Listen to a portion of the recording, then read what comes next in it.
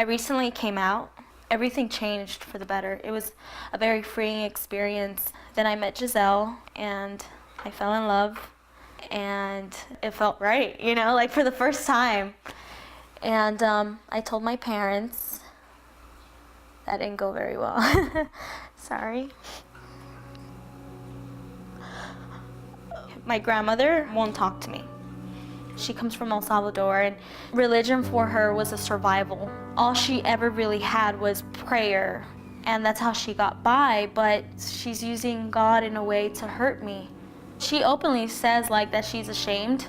She says, oh, Dios te va a castigar por ser una maricona. She even told me once, te va a dar como la sida. I'm like, how would you tell me that I'm going to get an illness because I'm like this? Whether you go to church every Sunday or not, you know, it's a part of the culture in a way, and it's also very different. And a lot of the Latinos in LA, they're first generation, so they come from countries that religion really plays a huge role. The way my life has been going, it's been a little bumpy, and she's like, and all this is happening because God is punishing you. And then I told her, why would God, who is supposed to be merciful and loving, punish me for being who, you know, that's how he made me. My brothers are very supportive. I remember when I was 16, I told him, you know what, I think I'm different. Christopher, who's the baby of the family, he's been my rock throughout all of this.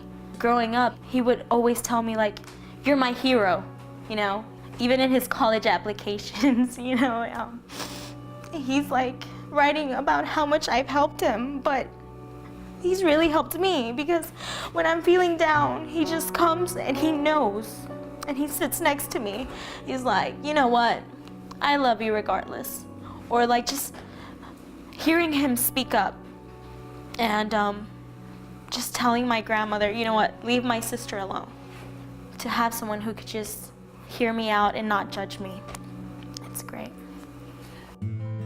I had found out that she was hurting herself because she felt depressed about several different things that she had told me. And me being the young brother, I tried being there for her, you know, consoling her, but now I've discovered it was because she was gay and she felt that she had to punish herself. It was about 3 days after my 16th birthday.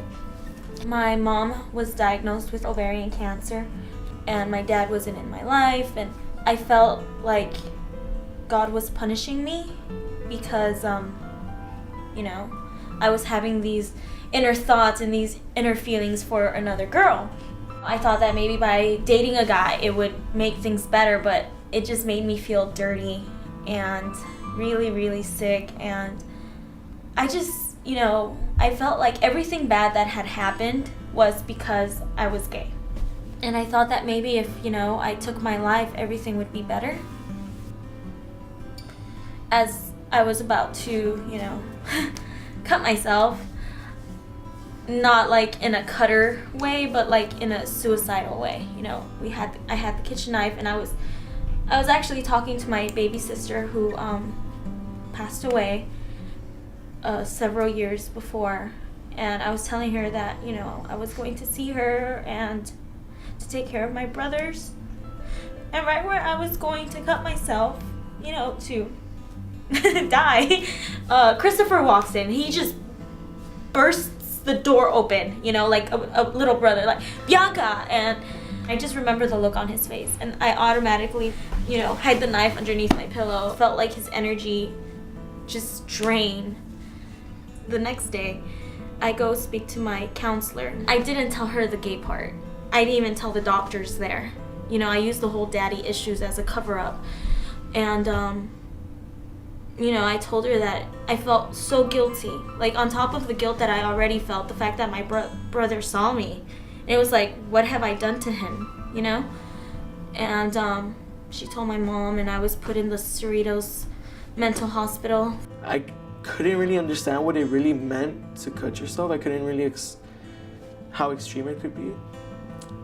But it still did hurt me. My mom was also sad because I guess my mom kind of took the blame onto herself that my sister did that she felt she couldn't be, that she wasn't as good as a parent to prevent that.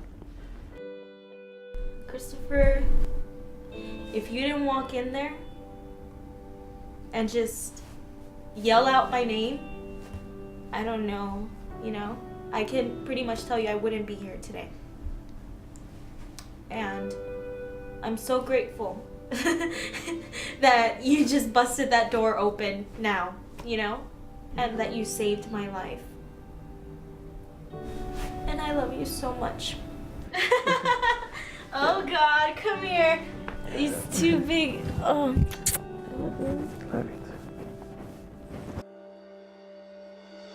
No one would choose to live a life that you can't hold your partner's hand in public, you can't show affection, and a lot of people live in fear. We have to open their minds a little bit, especially because it's a culture that it's really not talked about.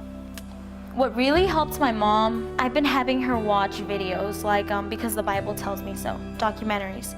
And she's seeing up close the fight, you know, and it's taking away this idea that it's a choice. She's slowly starting to open up.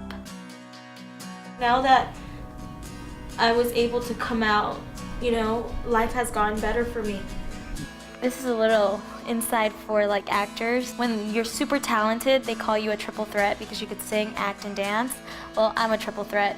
I am Latina, I'm queer, and I'm a woman, so yeah.